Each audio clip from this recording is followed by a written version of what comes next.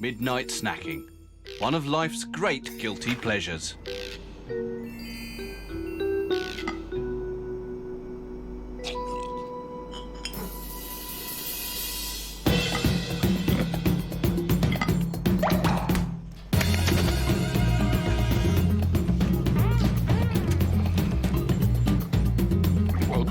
Sushi rolls, cold noodles and cream cakes. There's nothing better for holding off those troublesome nighttime hunger pangs. But like most guilty pleasures, there's a payoff. And amazingly, the amount of weight we put on here may have as much to do with when we eat as what we eat. Studies have shown that when workers move to night shifts, they put on weight, even though they don't change the sort of food they eat. It's also been shown that the later at night we eat, the more likely it is that our bodies will convert the food to fat. So what's going on? Well, Dr. Shimba from Nihon University thinks he may have found the answer, with a little help from his furry friends and their little fat bellies. At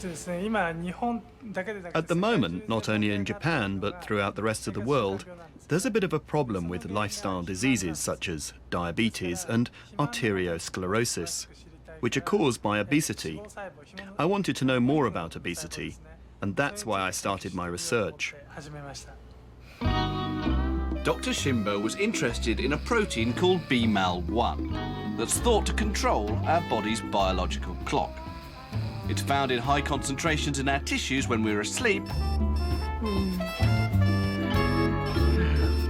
but starts to disappear as soon as we wake up. BMAL1 had already been shown to be involved with things like body temperature and hormone levels. But Dr. Shimba wanted to know if it played a role in turning sushi rolls into tummy rolls. He took cell cultures of fat-producing tissue that had been genetically engineered so that it couldn't produce BMAL1. Amazingly, without this body clock protein, they were unable to produce any fat at all. At the time, it was already known that BMAL1 adjusts the body's biological clock, so I thought that eating at night might be linked to getting fat. We wanted Dr. Shimba to put his money where his mouth is and prove that the biological clock affects fat production. Thankfully, he had a ready-made experiment up his sleeve. Taking identical sets of mice, he fed one group during the night when their BMAL1 levels are at their highest, and the other group during the middle of the day, when their BMAL1 levels are lowest. But after just 3 days on this regime, would we see any difference between the mice? Well, the first set, fed during the day, weighed in at 35 grams. A perfectly slim, trim, healthy weight for a growing squeaker. And now for the mice fed at night. They were given exactly the same amount of food, but would their sleepy time snacking have an effect on their furry waistline?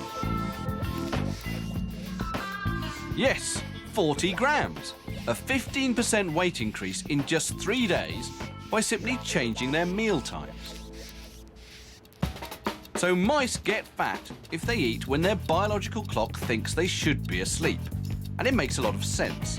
When they're active, the mice need to make energy from food immediately available to power their little legs and twitchy noses.